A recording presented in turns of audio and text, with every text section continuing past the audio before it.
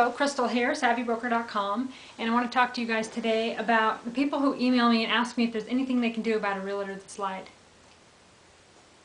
No. Where do you start?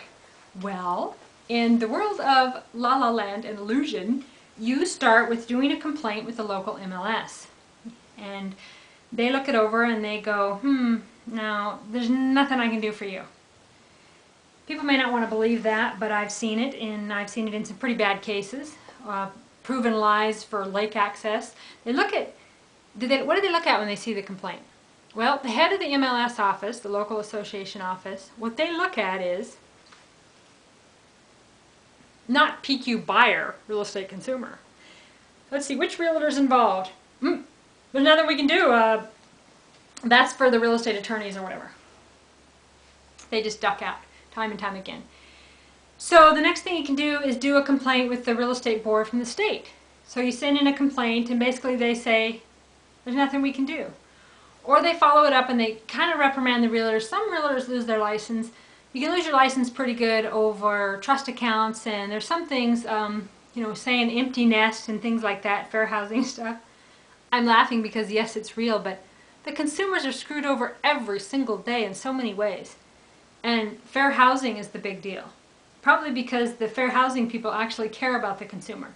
When I reach out to try to get help on certain issues, they're the ones that are there, the fair housing people. So anyway, I don't even remember my topic here.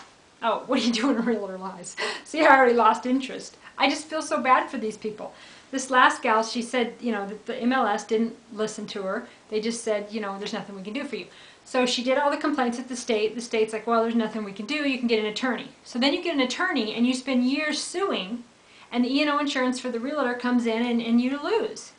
So there's really nothing you can do. You can fight for years. You kind of have to decide when it's time to sue and if it's worth it. Is suing and taking years to do so or months to do so going to actually get you more money in the long run, or is it just going to take your life and make your life stressful?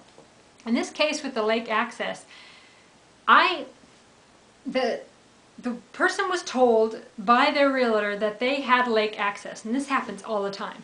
Well, it turns out they didn't have lake access, and there hadn't been lake access for like 10 years. Well, the managing broker, it was a callable banker, they said, well, there's nothing we can do about it. Yeah, we knew that it wasn't there, it was just kind of a typo or a clerical thing. Well, the difference between lake access and non-lake access is huge, especially when we're talking about a lake like, say, Flathead Lake in northwest Montana. That's big money, right? So nobody's listening. The consumer's saying, I was screwed over. I'm losing hundreds of thousands of dollars. I have sleepless nights. My life is ruined. They're saying, there's nothing we can do about it.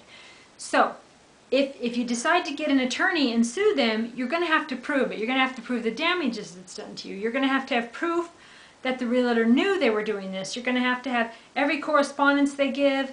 And even in that, even in all this proof, it could still be thrown out. The courts may not like you. The courts may choose the realtor.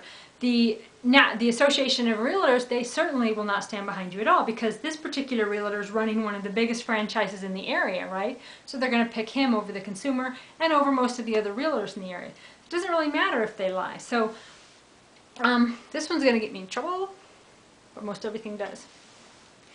If you got all this proof and the attorneys aren't listening to you and the MLS isn't listening to you and everybody's running you off and you're crying at night and you can't, and you're putting all your money into fixing these issues and all this stress and all this money you've lost, you can't sell it now because it doesn't have lake access. You could, but it's a lot cheap. It's worth a lot less money.